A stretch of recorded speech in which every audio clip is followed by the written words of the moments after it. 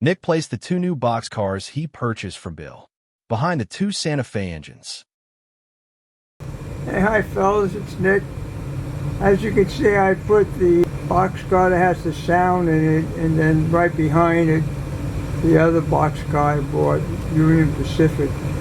They really look nice. But I ran the train before I made the video, and I found out, unfortunately, when the train is running, the noise of the train overpowers the engine noise from the boxcar. And unfortunately, it doesn't have a volume control to make it louder. So I'm going to put the power on, and you'll hear the sound of the motor, and I'll blow the horn and the bell. Yeah, it just went on. That's coming from the boxcar. And I'll blow the horn. And the bell. But that's as loud as I can make it. I mentioned there's no volume control. But as it moves, and I'll do it slow, you'll hear the motor starts revving up.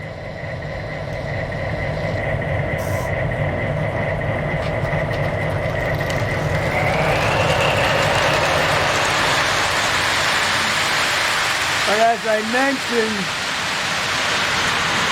the noise of the train itself, it drowns it out. But when it comes around, I'll slow it down a little bit.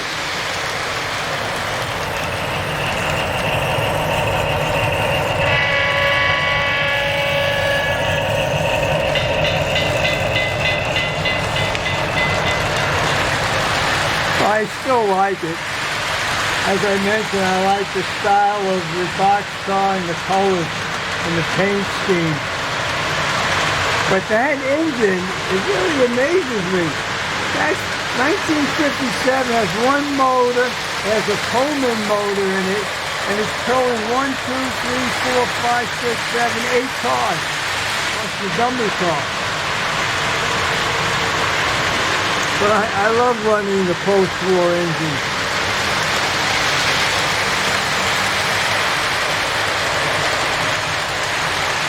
And as it comes around again, I'll slow it down so it will drown out the noise of the train, and you'll hear the engine from the boxcar.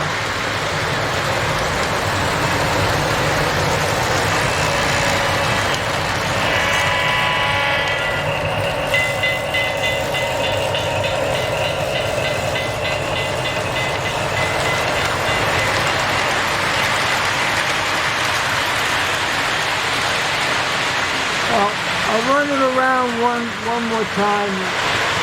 I'll shut the video off.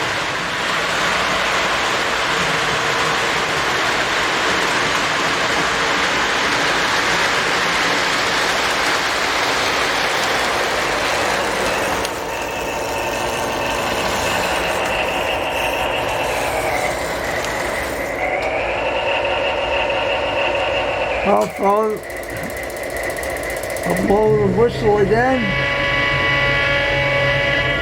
and the bell. I like the sound of the bell and the whistle, but I wish it was a little louder. But anyway, that's how Lionel built it at that time. So I hope you enjoyed the video. I always enjoy making them and watching my trains running around my layout.